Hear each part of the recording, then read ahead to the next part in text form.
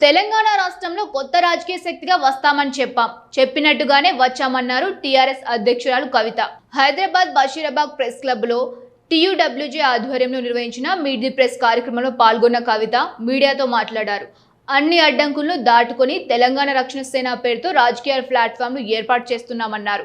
20 ఏళ్ల పాటు సాగిన తెలంగాణ జాగృతి స్వచ్ఛంద సంస్థగా అలాగే కొనసాగుతుందన్న కవిత, రాష్ట్రంలోని అన్ని వర్గాల సమస్యలపైన తెలంగాణ రక్షణ సేవ మాట్లాడుతోంది, పోరాటం చేస్తోందన్నారు.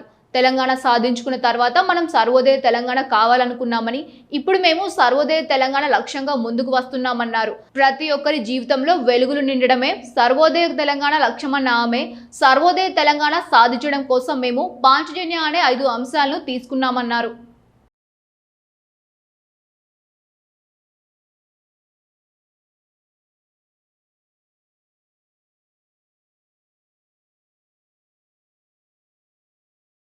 తెలంగాణ రాష్ట్రంలో ఒక కొత్త రాజకీయ శక్తిగా వస్తామని చెప్పి మేము గత కొన్ని నెలలుగా చెప్తూ వచ్చినాం. దానికి అన్ని రకాలైనటువంటి సాంకేతికపరమైనటువంటి చిక్కులు దాటుకుంటూ తెలంగాణ రక్షణ సేన పేరుతోని తెలంగాణ జాగృతి సంస్థను నడిపినటువంటి మేమందరం కూడా తెలంగాణ రక్షణ సేన అనే ఒక పొలిటికల్ ప్లాట్ఫామ్తోని తెలంగాణ ప్రజల ముందుకు రావడం జరిగింది. At the same time Telangana Jagruthi as an NGO అట్లానే కొనసాగుతుంది.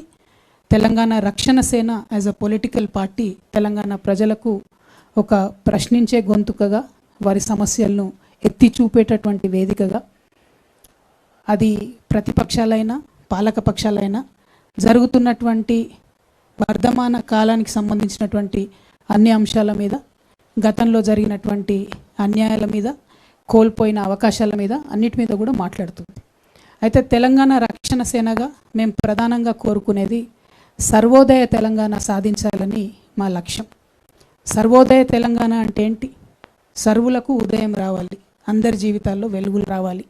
తెలంగాణ రాష్ట్రాన్ని సాధించాలనే ఒక ఉక్కు సంకల్పంతో బయలుదేరినటువంటి రోజు కూడా మనందరి కళలు కూడా సర్వోదయ తెలంగాణ రావాలనే ఉండే. అందరికీ వెలుగులు రావాలి, అందరం బాగుండాలి అనేటటువంటి ఆలోచన. మరి సర్వోదయ తెలంగాణ సాధించాలంటే తెలంగాణ రక్షణ సేన ఎట్లా సాధిస్తుంది? దానికి టూల్, దానికి ఒక మార్గం, దానికి ఏంటిది వే అంటే మేము ఒక 5 అంశాలను ప్రాధాన్యత అంశాలుగా ఎన్నుకున్నాం. పాంచజన్యం అనేటటువంటి ఒక కార్యక్రమాన్ని తీసుకున్నాం. పాంచజన్యం పేరులోనే ఒక పవర్ ఉంటుంది. అది భగవంతుడు శ్రీకృష్ణుడి యొక్క శంఖం పేరు.